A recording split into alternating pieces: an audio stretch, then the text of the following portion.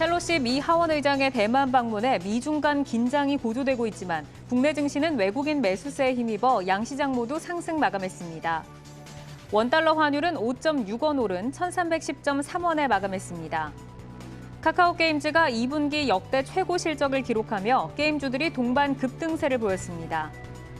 정부의 학제 개편안을 두고 폐기 가능성이 거론되자 교육 관련주가 일제히 약세 마감했습니다. 두산 에너빌리티는 사우디아라비아에서 8,360억 원 규모의 해수 담수화 플랜트 건설 공사를 수주했다고 공시했습니다. KCC는 2분기 영업이익이 1,642억 3,400만 원으로 전년 동기 대비 40.4% 증가했다고 공시했습니다. 코오롱 플라스틱은 2분기 영업이익이 114억 5,900만 원으로 전년 동기 대비 38.5% 늘었다고 공시했습니다. 아바텍은 태양광 인버터 제조사와 34억 규모의 MLCC 부품 공급 계약을 체결했다고 공시했습니다.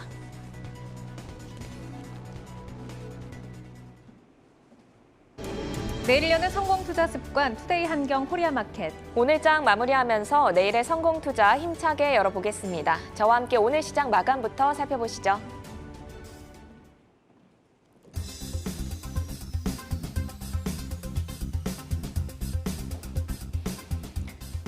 전일 미증시의 하락과 낸시 펠로시 미국 하원 의장의 대만 방문으로 고조된 미중 갈등도 우리 시장의 상승을 막지 못했습니다.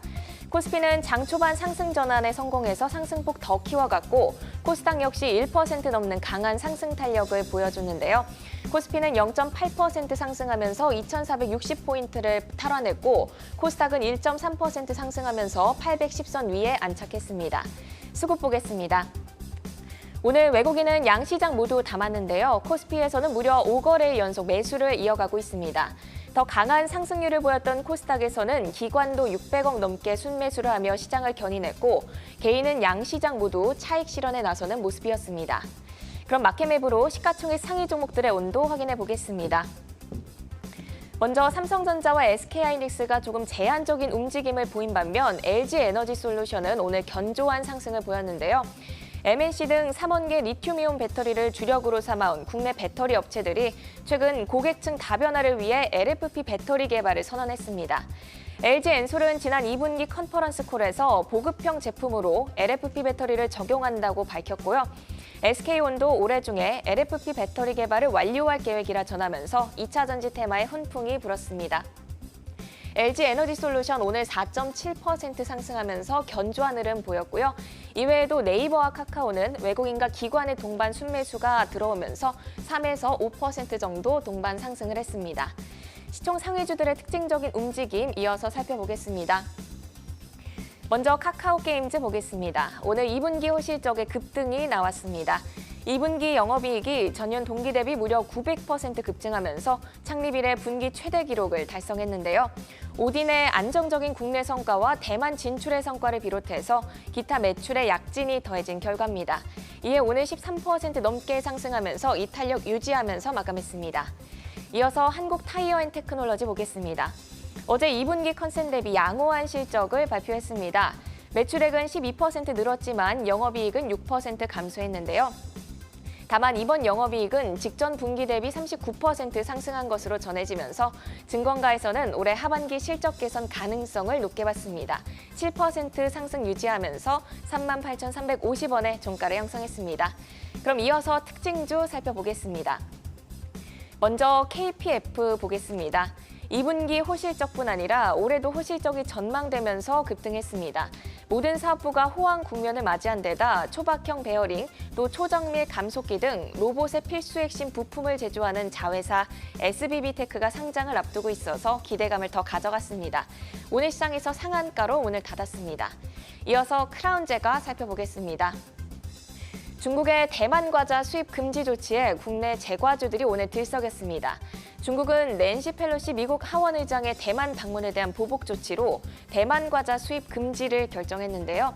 이에 반사이익에 대한 기대감으로 크라운제가 장 초반 상한가로 직행을 했습니다. 이렇게 특징주까지 짚어드렸고요. 지금까지 마감 시황 정리해드렸습니다.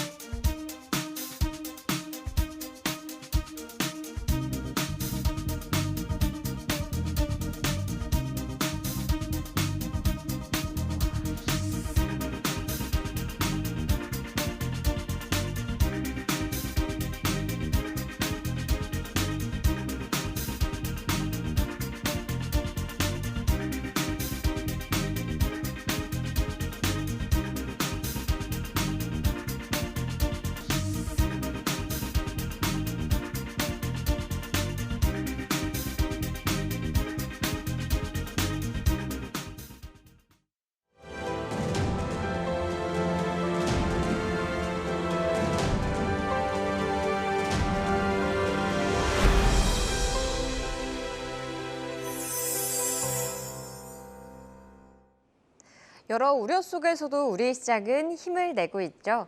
이렇게 쨍쨍한 햇빛이 매일 비춰주길 바라면서 수요일 ETF 시장 분위기 체크해 보겠습니다. 상승을 보였던 쪽부터 볼까요?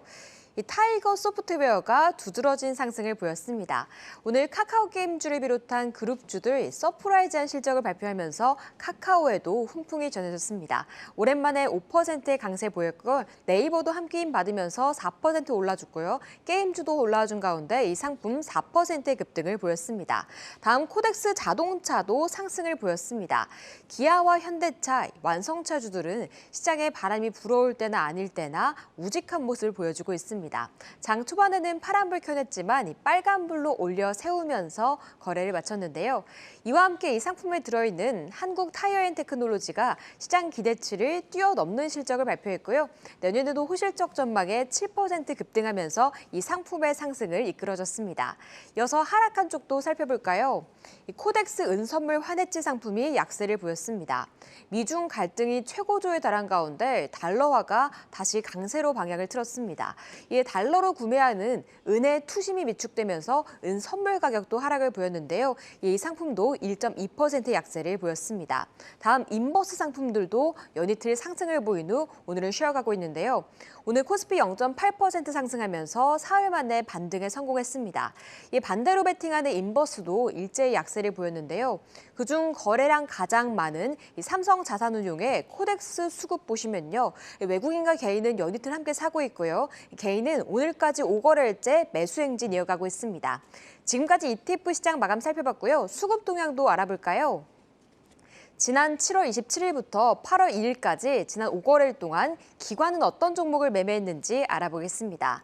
먼저 어떤 종목을 사들였는지 보니까요. LG화학과 LG생활건강, 네이버, LNF, 하나솔루션이 들어가 있습니다.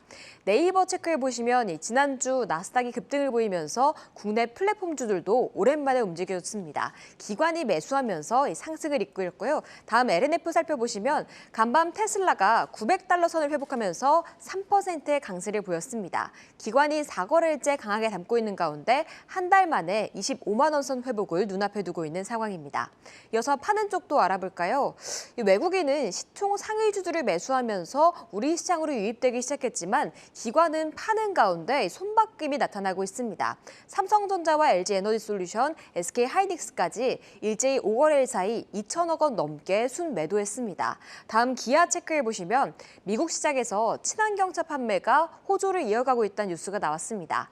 외국인과 개인이 지지하고 있는 가운데 기관은 8거래일 연속 매도했습니다. 지금까지 기관의 매매 동향 살펴봤습니다.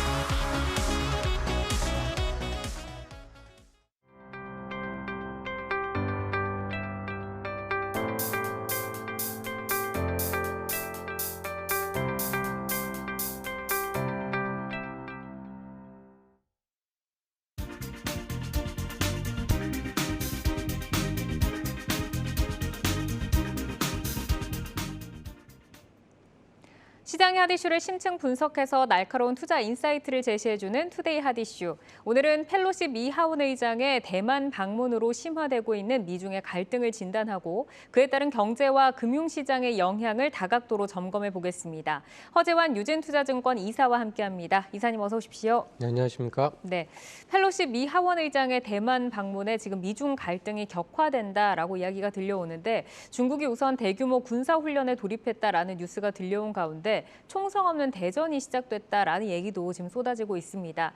중국의 경고에도 불구하고 대만 방문을 강행을 했는데 이 배경이 좀 궁금하거든요. 그러니까 치포 동맹 등 이 반도체를 두고 치열한 패권 다툼이 지금 진행이 되고 있다라고 좀 연결을 해볼 수 있을까요? 뭐 패권 다툼의 연장선 상에서 좀 봐야 될 것 같은데요. 근데 이제 사실 펠로시 의원의 이번 대만 방문은 사실 백악관에서도 약간은 좀 당혹해하는 문제가 있기 때문에 펠로시 의장의 어떤 개인적인 성향과 과거의 어떤 이력과 관련이 있다라고 좀 봐야 될 것 같습니다. 그러니까 이제 패권의 연장선상이긴 하지만 이게 어떤 그 메인 이벤트라기보다는 좀 부수적인 어떤 사건이다라고 저는 좀 판단을 하고 있는데요. 아시겠지만 펠로시 의장이 이제 91년도에 혼자 베이징에서 그 천안문 사태에 대한 희생자들을 위한 추모 그 집회를 하다가 구금되고 이제 추방됐던 경험들이 있을 정도로 이제 펠로시 의장이 이제 지금 현재 중국 공산당에 대해서 굉장히 좀 비판적이고 비판적인 입장입니다. 그래서 그런 과거의 이력도 굉장히 좀 중요하고 그리고 무엇보다도 지금 10월, 11월에 이제 중국의 시진핑 주석이 이제 3년임을 연임을 이제 앞두고 있는 상황인데요.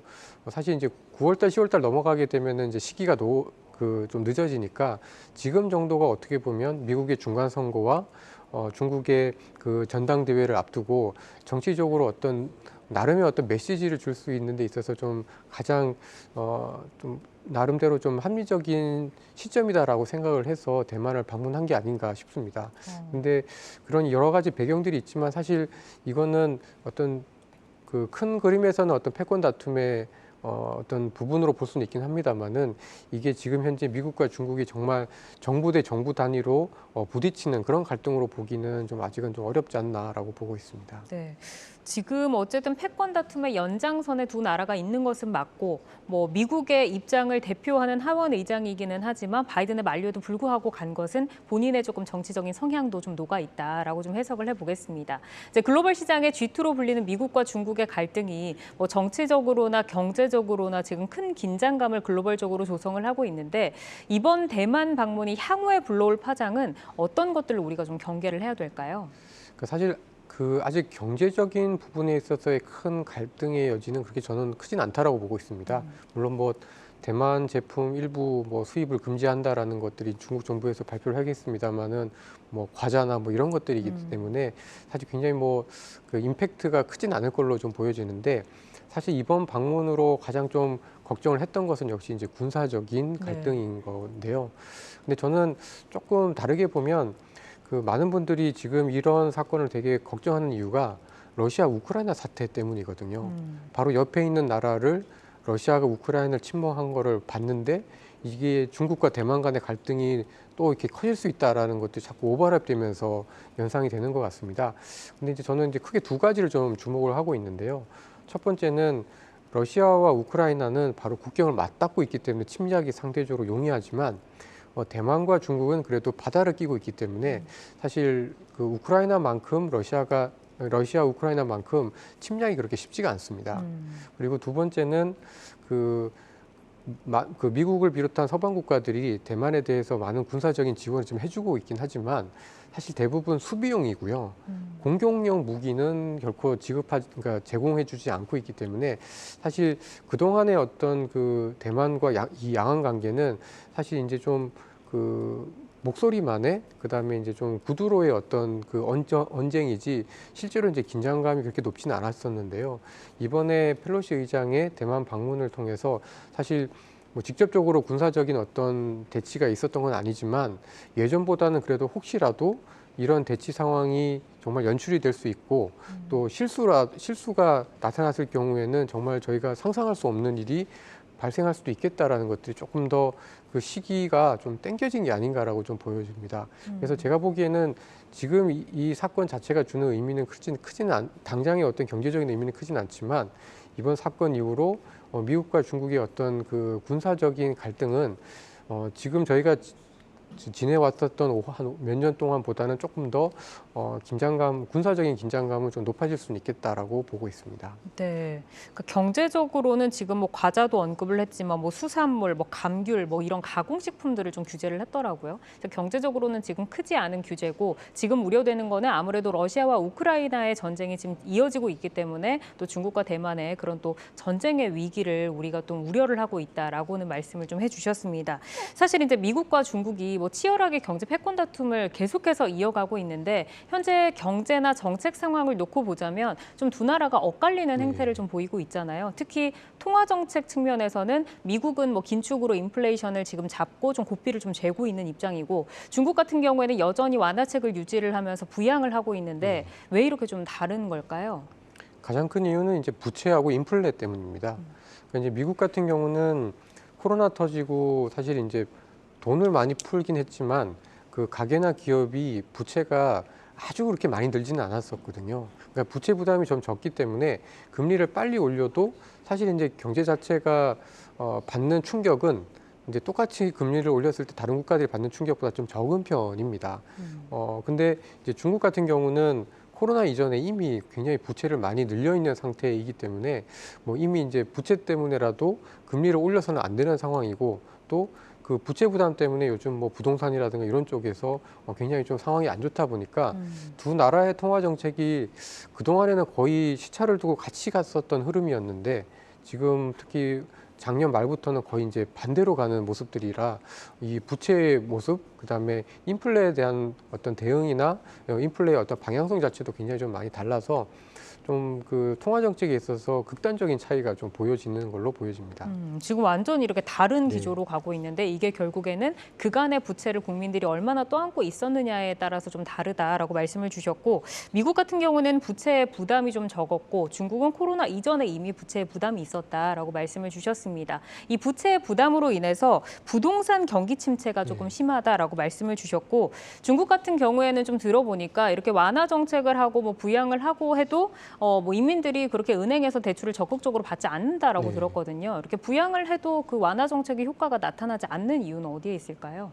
그러니까 저는 핵심적인 이유가 저희가 지금 기억 속에서 약간 좀 흐릿해지고는 있지만 작년에 그 헝다그룹 사태가 있었잖아요. 그렇죠. 근데 이제 그 헝다그룹 사태의 어떤 후유증 내지는 파장이 아직까지도 중국 부동산 시장에 좀 깊이 좀 자리하고 있는 게 아닌가라고 좀 판단을 좀 하고 있습니다. 그러니까 사실 중국이 이렇게 어떤 그 구매 제한에 대해서 완화를 하고 뭐 모기지 금리 같은 경우에는 약간 우대 금리를 줌에도 불구하고 이렇게 부동산 수요가 살아나지 않는 것은 사실 1994년 그 중국이 이제 부동산 시장을 민간에게 개방한 이후에 거의 처음 있는 일인 것 같습니다. 그러니까 중국도 많은 사람들이 이제 집을 갖기를 굉장히 열망을 하고 있고 그래서 언제든지 부동산 규제만 풀리면 늘 부동산 수요가 있어 왔었거든요. 그런데도 지금 부동산을 사지 않으려고 하는 이유 그리고 부동산의 공급 자체도 사실 원활하지 못한 이유는 부동산 건설업체들이 지금 그 헝다그룹의 사태를 보면서 너무 무리하게 이제 어떤 집을 짓거나 하는 것들에 대해서 되게 좀 피하게 되면서 공급 자체가 지금 좀 막혀 있는 그런 상황이고 집을 살려고 하는 수요자들 입장에서 봤을 때는 이미 가계 부채가 굉장히 많이 올라와 있는 상태이다 보니까 적극적으로 부채를 늘려서 집을 사는 열망이 예를 들어서 코로나 이전보다는 훨씬 더 약해졌다라고 보여집니다.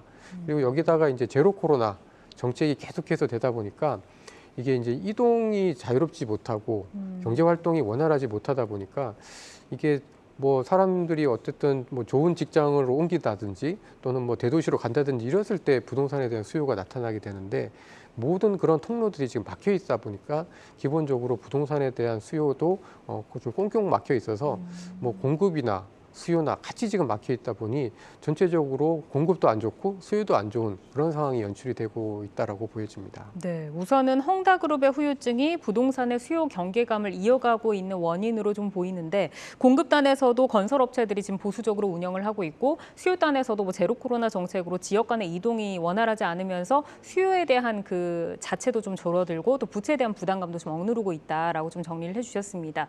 하지만 뭐 이런 상황 속에서도 리커창 총리는 물가가 안정적이고 고용 상황이 충분하면 성장률이 낮더라도 용납할 수 있다라고 하면서 뭐 대규모 부양에 대해서는 좀 부정적인 좀 의견을 내비쳤는데 그 속내가 무엇인지 좀 궁금하고요. 또 중국 같은 경우에는 올해 경제 성장률 목표를 원래 5.5%를 좀 내세웠었는데 지금은 조금 멀어졌다라고 좀 판단할 수 있을까요? 네, 그러니까 사실상 제가 보기에는 그냥 포기한 것 같습니다. 그러니까 이제 그동안에 중국은 성장률 목표를 뭐 한두 분기 정도 못 미치는 경우는 있었지만 대부분 성장률 목표는 다 달성을 했거나 초과로 그 달성을 했었는데요. 네. 이번처럼 성장률 목표를 이렇게 좀 그 못 미치는 거는 굉장히 이례적인 일이다라고 보시면 될 것 같습니다. 근데 그럼에도 불구하고 리커창 총리가 합리적인 정도 수준이면 괜찮다라고 얘기하는 것 자체가 이제 말씀하신 대로 무리하게 부양을 안 하겠다라는 건데요. 무리하게 부양을 안 하겠다라는 그 의미는 결국 돈 안 풀겠다, 부채를 안 늘리겠다라는 거고요. 약간 저성장하더라도 부채를 관리하는 것이 지금 현재 중국 경제를 어느 정도 유지를 하는데 훨씬 더 좋다라는 나름대로 공산당 내에서의 판단 때문이다라고 보여집니다. 그간에는 뭐 전국 그 정부에서 어떤 정책을 내놨을 때는 항상 그걸 좀 현실화시키는 모양새를 좀 보여왔는데 이번에는 조금 그간과는 다른 형태인 것 같습니다. 이제 미국은 긴축 강도를 계속해서 좀 높이고 있는데 여전히 뭐 연준에서는 경기 상황에 대해서 굉장히 좀 자신을 하고 있습니다. 부동산 시장도 큰 흔들림이 없고 고용 지표도 여전히 견고하기 때문이다라고 이야기를 하는데 이제 이번 주에 8월 5일, 7월 고용 지표가 또 발표가 되는데 계속해서 견조한 흐름을 이어갈 수 있다라고 보실까요? 뭐 미국도 지금 약간 침체에 대한 걱정들이 높아지고 있기 때문에 올해 상반기 때 또 특히 이제 2분기 때 미국이 신규 고용이 매월 한 27만에서 31만 요 정도 사이에서 계속 미국의 신규 일자리가 늘었었는데요. 이번에는 아마도 한 20만 건 정도로 좀 둔화되거나 좀 줄 가능성이 있습니다. 그러니까 미국도 더 이상 이제 고용을 아주 더 늘리기는 쉽지 않은 상황이고요. 뭐 뉴스에서도 많이 나왔지만 뭐 로빈후드 같은 기업들 뭐 인력이 23%씩 줄인다고 하고 뭐 많은 테크 기업들이 지금 약간 좀 비상경영 쪽으로 많이 가고 있기 때문에 아무래도 작년이나 올해 상반기보다는 이제 앞으로 나올 미국의 고용 지표들은 확실히 좀 둔화되어서 나올 거긴 한데 그래도 이 지금 시장에서 걱정하는 것처럼 침체에 대한 여러 걱정에도 불구하고 미국은 그래도 꾸준히 사람들을 고용을 하고 있고 여전히 일자리보다는 그러니까 일자리를 구하는 사람보다 훨씬 더 많기 때문에 그렇게 막 고용이 급격히 갑자기 무너지거나 나빠질 가능성은 굉장히 좀 적다라고 좀 보여집니다. 어제 보니까 뭐 어제도 그 뭐 펠로시 의장의 뭐 방문에도 나스닥 같은 경우에는 기술주 실적이 좀 탄탄하다 보니까 잘 좀 버티더라고요. 우선은 뭐 말씀 주신 게 고용이 좀 둔화가 불가피할 것 같기는 하지만 크게 흔들리지 않을 거다라고 좀 말씀을 주셨습니다. 이제는 좀 국내로 돌아와서 보자면 이제 지난 1일에 7월 한국의 수출 동향이 발표가 됐는데 뭐 지금 이제 미중의 엇갈리는 경제와 정책 상황 속에서 한국의 대중 수출 무역 수지가 30년 만에 석 달 연속으로 적자를 좀 기록을 했습니다. 그렇다면 이제 대중 수출 무역 수지의 둔화 원인이 국내 기업의 원인이 아니라 좀 약간 중국 시장의 원인으로 찾을 수도 있을까요? 예, 저는 그렇게 좀 보고 있습니다. 사실 그 언론에서 이제 대중 수출이 줄어든 것들을 보고 많이 걱정들을 하시고 사실 이게 굉장히 좀 지속되면 어떠한 이유로든지 사실 저희 국내 경제나 기업들한테는 좋은 건 아닙니다만은 이게 저희가 못해서 그런 게 아니라 사실은 이제 중국의 수요 자체가 지금 아까 말씀드렸던 여러 가지 부동산이라든가 이런 그 정책의 어떤 소극성 때문에 나타나는 현상이기 때문에 뭐 국내 기업들이 굉장히 못한다라기보다는 지금 현재 한국과 중국의 어떤 그 상황 자체가 좋지 않다라고 저는 좀 판단을 좀 하고 있고요. 결국 이게 세계 경기가 다 같이 나빠지고 급격히 이제 무너지는 상황에서는 굉장히 한국 기업들도 세계 경기에 예민하기 때문에 기업들의 실적이 되게 빠르게 나빠질 수 있다라는 우려가 있는데 사실 이제 그런 상황은 아니다라고 좀 보여집니다.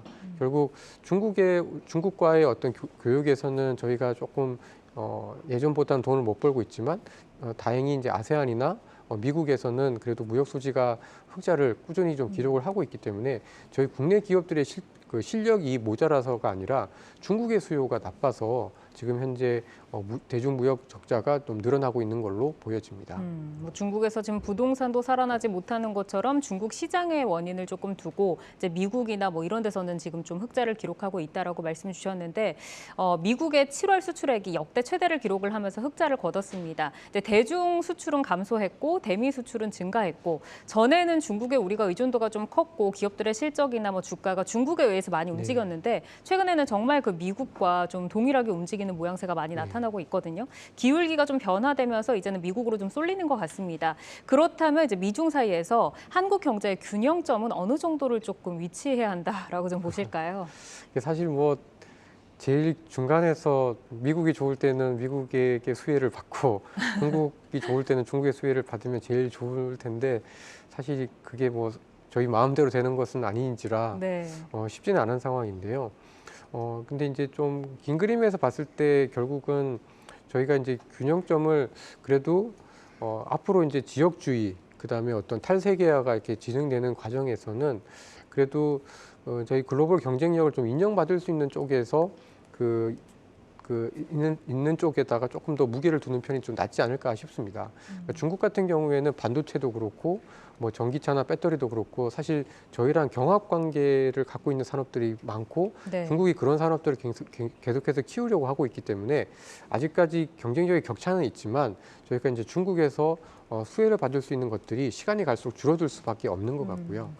그렇지만 미국을 보면 그래도 미국과는 공생 관계가 그래도 좀 가능한 그런 국면으로 갈 수가 있을 것 같고 또 뭐 예를 들어서 현대차 같은 경우에는 테슬라 다음으로 전기차 판매량으로 보면은 저희가 2위를 차지할 네. 정도로 나름 경쟁력을 인정을 받고 있는 거기 때문에 그래도 조금 더 미국 쪽에 약간 한 5도나 10도라도 조금 더 방향을 트는 것들이 상대적으로 조금 더 유리하지 않을까라고 보여집니다. 지금 잘하고 있는 거네요. 네, 네. 그렇습니다. 우선은 이제 뭐 탈세계화 그리고 이제 자국주의가 진행이 되고 있기 때문에 뭐 반도체나 배터리 같은 경우에 중국과 우리는 좀 경쟁 구도 그리고 지금은 미중 무역 분쟁의 사이에서 우리나라가 또 미국 시장 안에서 경쟁력과 또 성장을 확보해 나가고 있기 때문에 미국 쪽으로 5도에서 10도 정도 좀 트는 쪽으로 말씀을 좀 주셨습니다.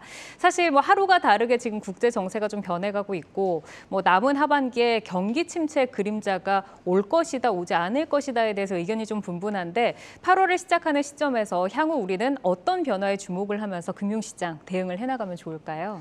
네, 뭐 이번에 펠로시 의장의 대만 방문도 그렇고 사실 이제 지정학적인 여러 가지 불안함들 그리고 러시아와 우크라이나 간의 어떤 전쟁이 굉장히 길어지면서 굉장히 좀 불안한 건 사실인 것 같습니다. 근데 이제 최근에 이렇게 대만과 중국 간의 어떤 그런 양안 관계에도 불구하고 외국인 투자가들이 지난 7월부터는 저희 국내 시장에 대해서 조금씩 주식을 사고 있는 상황이고요. 그리고 사고 있는 업종들, 특히 뭐 반도체라든가 LG 에너지 솔루션과 같은 업종들을 보면은 결국은 세계적인 경쟁력을 인정받는 기업들 중에서 주가가 최근 들어서 굉장히 많이 빠져 있는 업종들을 사고 있는 걸로 보여집니다.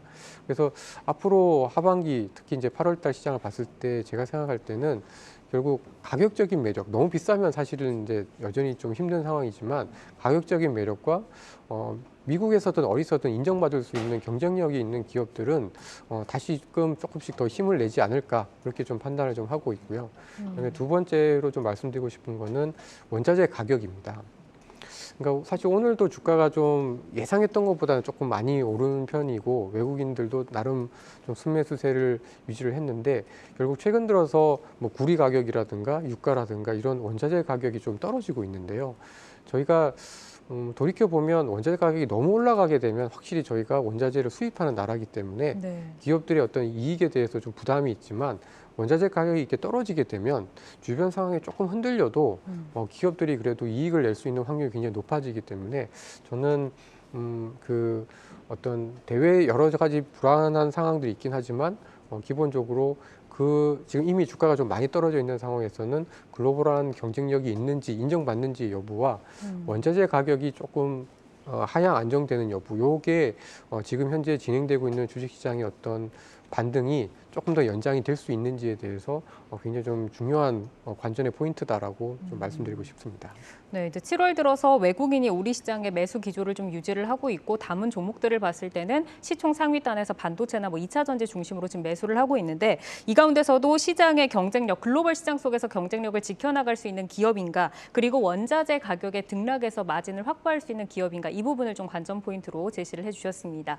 자, 오늘은 펠로시 미 하원 의장의 대만 방문으로 심화되고 있는 미중 갈등 가운데서 국내 경제 그리고 기업에 대한 영향을 점검하고 전략을 세워봤습니다. 오늘은 허재환 유진투자증권 이사와 함께했습니다. 이사님 좋은 말씀 고맙습니다.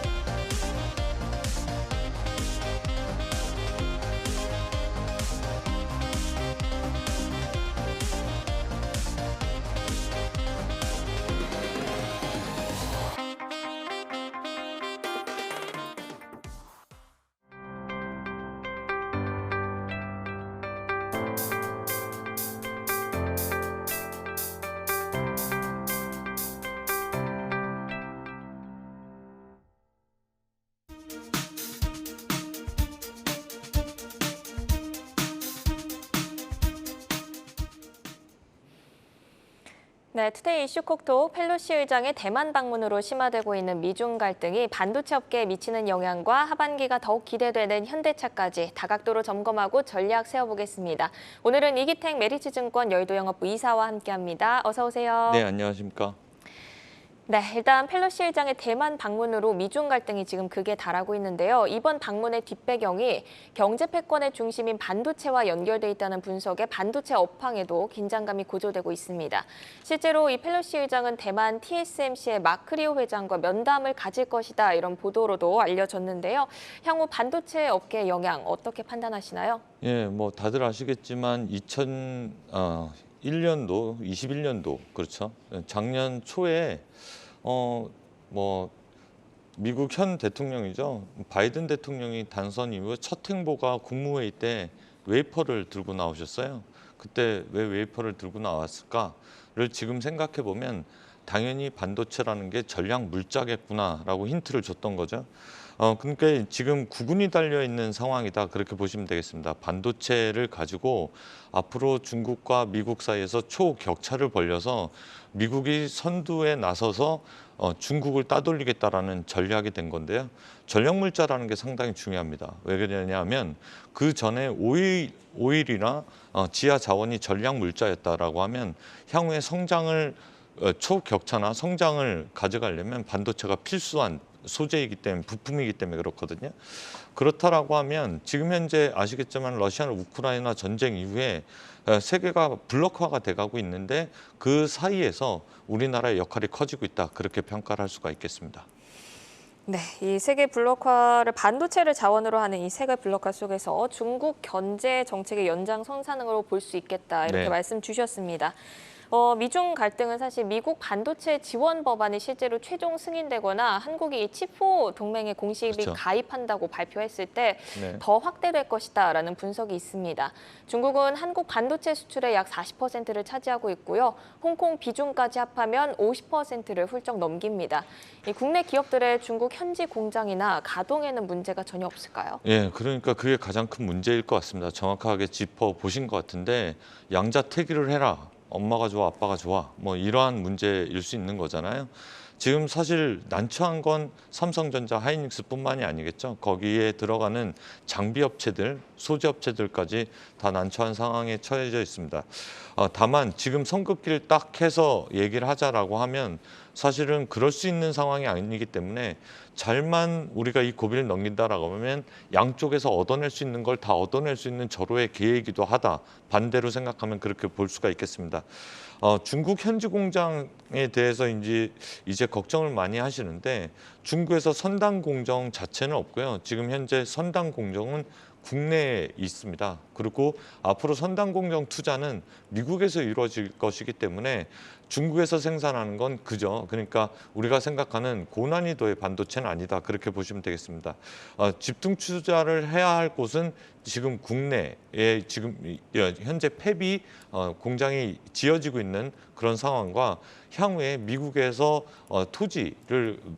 토지와 지원 정책에 따라서 지을 선단 공정이 나가는 그러한 모습들 그리고 지금 현재 우리나라에 바이든이 방문했을 때도 삼성전자를 방문했고요. 그 다음에 젤런 의장이 방문했을 때도 하이닉스, SK를 방문했습니다. 그리고 LG를 방문했고요.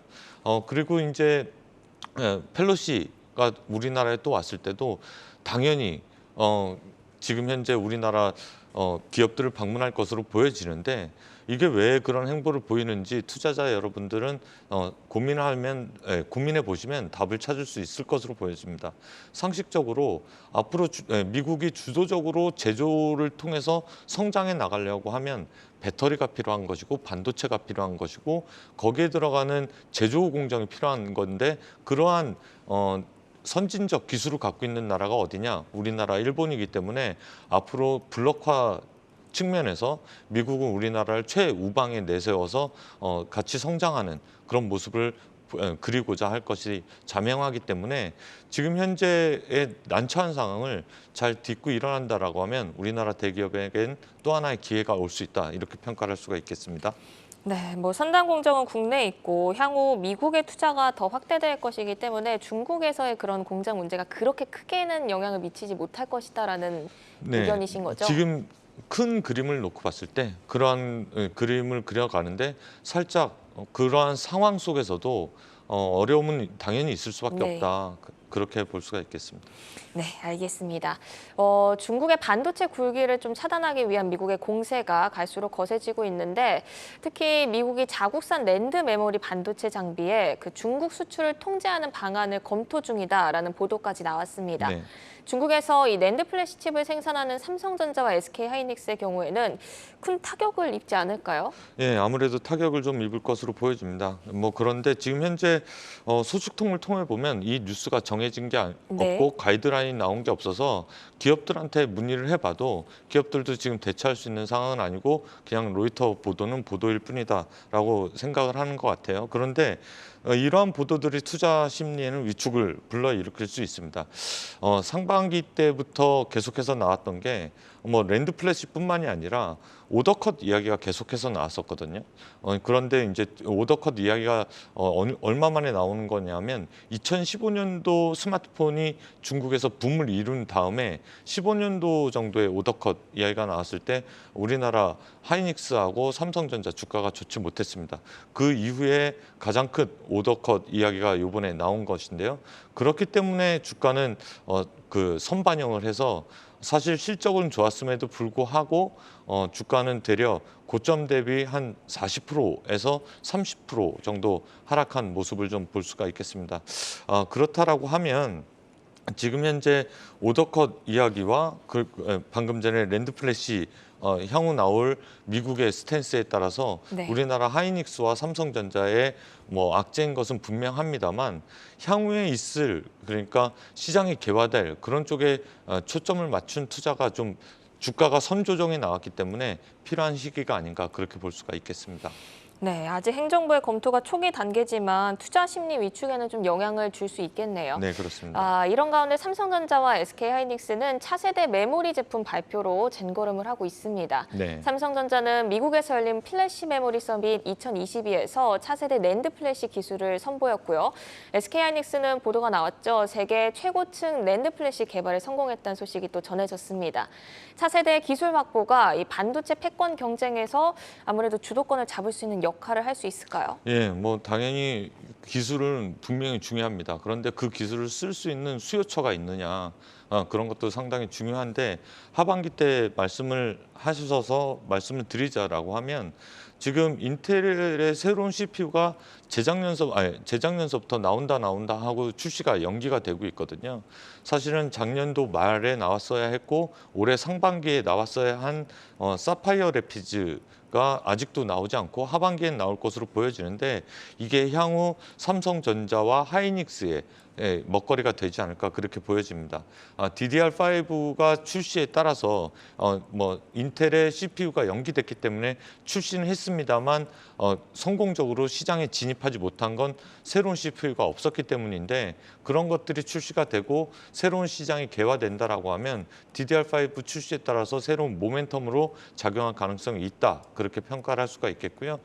그동안에 이제 성능 개선이라든가 기술 개선들은 계속해서 이루어졌기 때문에 중국에 있는 지금 현재 중국과의 기술 격차는 계속해서 우리나라 업체들이 벌려나가고 있다 그렇게 볼 수가 있겠습니다. 기술도 중요하지만 그 기술을 쓸 수 있는 수요처가 있는가가 더 중요하고 DDR5 출시로 하반기 성장에 대한 기대를 조금 기대해 볼 수 있다 이렇게 네. 말씀 주셨습니다. 이렇게 미중 갈등 속에 이렇게 새우등이 터질 수 있다는 우려에 하반기 경기 침체 그림자까지 더해지면서 주가가 삼성전자도 그렇고 SK하이닉스가 요즘 힘을 내지 못하고 있는데요. 보유하고 있는 투자자분들은 그대로 보유의 관점으로 가져가도 될지 아니면 신규로 관심을 가지는 투자자분들은 좀 더 관망의 시각으로 대응하는 게 좋을지 어떻게 보고 계세요? 지금 현재 주가를 놓고 봤을 때 사실은 선반영이라고 계속해서 말씀드렸잖아요. 오더컷이 있었고 그런 것들이 이제 하반기에 나타날 것이고 사실 가장 중요한 세 고리가 있겠죠. 반도체를 보면 SK하이닉스가 더 밀접한 관계를 갖고 있을 텐데 스마트폰이 가격이 올라가거나 PC 가격이 올라가거나 아니면 그 가격이 그대로여도 스마트폰이라든가 PC 출하량이 늘어나야 되는데 그러한 모습을 우리가 기대하기는 힘들겠죠. 사실 스마트폰 같은 경우는 교체 주기가 길어지고 있고요. 거기다가 PC 같은 경우는 코로나 시즌 때 이미 선수요로 많은 부분들이 이제 분들이 이제 선수요가 있었기 때문에 땡겨서 산 부분들이 있기 때문에 스마트폰, PC 그다음에 서버 단인데 서버 역시도 요즘에 보셔서 알겠지만 서버의 가장 큰 수요처는 빅테크인데 우리가 유튜브라든가 넷플릭스 주가를 보셔서 아시겠지만 넷플릭스 같은 경우도 서버 증설할 여력이 있을 정도의 퍼포먼스가 나오지 못하고 있고 우리가 사용하는 SNS가 폭발적으로 늘어나는 그런 환경도 아니고 유튜브 조회수가 그만큼 데이터 트래픽이 몰리는 상황도 아니기 때문에 사실은 이 세 개 카테고리의 수요는 지금 기대하기 유연하다.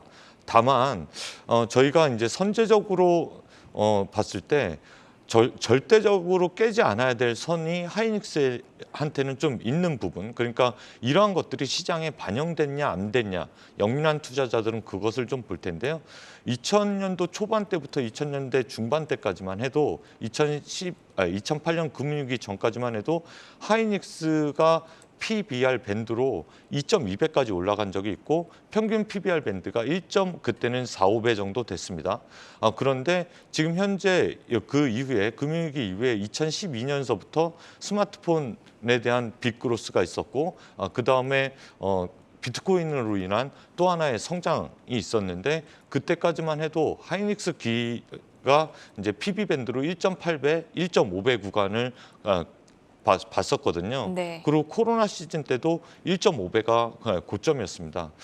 제가 드리고자 하는 말씀은 절대적인 저평가 구간을 훼손했느냐 안 했느냐 지금 현재 구간이 그러냐 안 그러냐를 놓고 봤을 때 7월 4일 삼성전자 하이닉스 주가가 절대적으로 금융위기 때만큼 깼던 그 수준이 0.9배인데 0.9배를 하회했기 때문에 사실은 투자를 오래 하신 분들, 장기적인 시간을 갖고 계신 분들은 그때부터 모아나가기 시작했다 그렇게 보시면 되겠고요. 나는 업황이나 수요나 거기다가 전방산업 그런 것까지는 모르겠고 절대적으로 삼성전자나 SK하이닉스 주가가 싸다 비싸다를 놓고 보는 영민한 투자자분들께서는 최근 들어서 0.9배를 깬 그 순간이 금융위보다 나쁘지 않은 시장 환경이라고 있다고 하면 충분히 주식을 배팅할 만하다라는 관점에서 접근한 것으로 보여집니다. 제가 드리고자 하는 말씀은 PBR 밴드가 0.9배까지 내려온 그 업황인가 아닌가, 선반영돼 있느냐 안 돼 있느냐를 지금 현재 따져야 될 것으로 보여지고요. 그렇다라고 하면 이미 그 저점은 통과한 것 같다라고 말씀을 드릴 수가 있겠습니다. 네, 전방 수요에 대한 우려가 지금 큰 상황입니다. 스마트폰, PC, 서버 다 좋지 못하지만 다만 그 지지선이 SK 하이닉스의 경우에는 PBR 밴드상 정말 저평가 구간임에는 틀림이 없다. 이런 말로 이해를 해보겠습니다.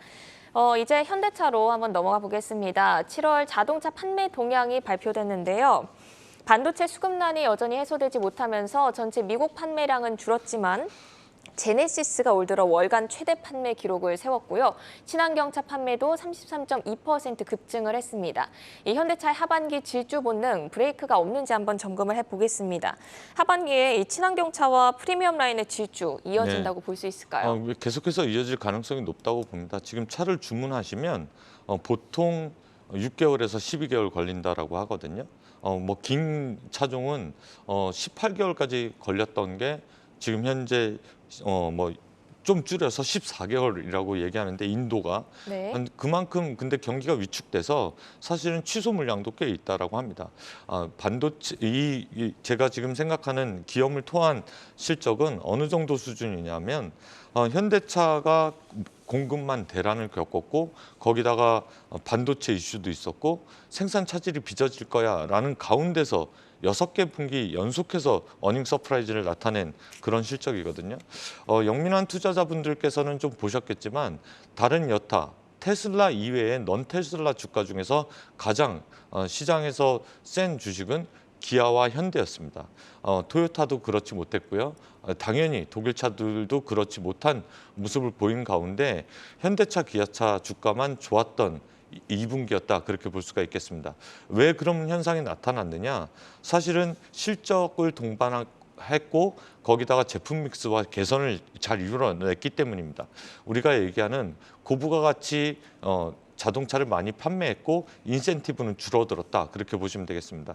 앞으로 수요 둔화는 부품 때문이었다라고 얘기가 되면 부품은 개선이 될 것으로 보여지고요. 백오더 물량 감소 때 수요는 문제가 없을 것이다 그렇게 보여지고요.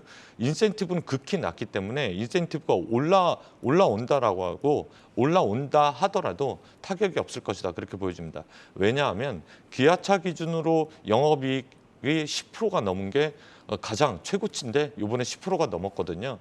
그렇게 봤을 때 영업이익률 10%를 유지할 거야를 놓고 보는 게 아니라 10%에서 4%까지 8%까지 간다라고 해더라도 원래 4% 정도 영업이익을 보이던 회사가 2배 이상의 영업이익률을 나타냈기 때문에 주가의 퍼포먼스는 하반기 때 더 기대된다 그렇게 볼 수가 있겠습니다. 네, 뭐 미국과 유럽에서는 좋은 실적을 보였지만 내수 시장에서는 그래도 조금 부진한 모습이었거든요. 현대차가 반도체 수급이 여전히 발목을 잡고 있는 것 같은데 그러면 이 수급난이 언제쯤 정상화가 될 건지 현재 내수 대기 수요 어느 정도인가요? 내수 대기 수요는 아까 말씀드렸듯이 현대차가 6에서 11개월 정도로 보이고요. 기아차는 EV 기준으로 EV6 기준으로 뭐 4개월로 줄었다라고 하는데 이거는 아까 말씀드렸듯이 반도체 수급 개선이 개선되는 대로 점차적으로 풀려나갈 것으로 예상하고 있습니다.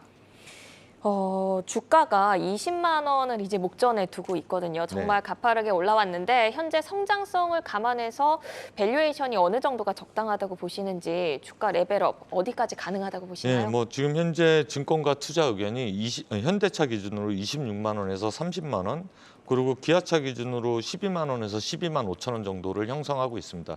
보통 커버하는 증권사들은 우리나라 상장돼 있는 증권사들은 대부분 커버한다라고 보시면 되겠는데 지금 현재 기아차 기준으로 약 한 50% 상승 여력이 있을 것으로 보여지고 뭐 현대차 기준으로 30만 원이라고 하면 50% 상승 여력이 보여질 것으로 보여지는데 이게 왜냐하면 2분기 실적을 잠깐 거들떠 보면 기아차 기준으로 예상치가 매출이 21조가 나왔는데 예상치가 19조였거든요.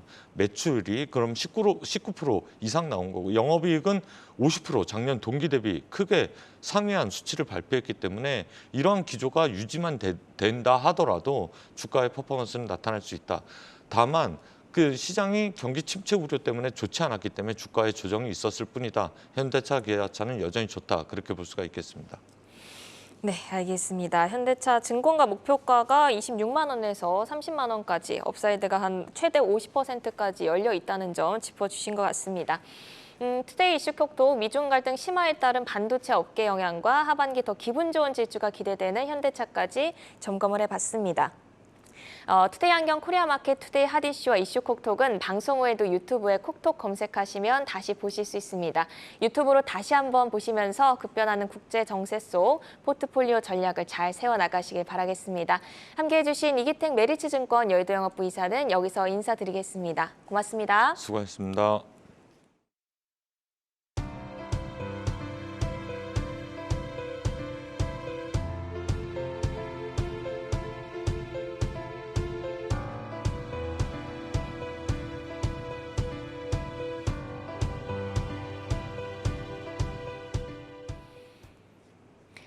투데이 안경 코리아마켓, 저희는 더 알차고 신속한 투자 정보로 내일 오후 4시에 다시 찾아오겠습니다. 시청해주신 여러분 고맙습니다.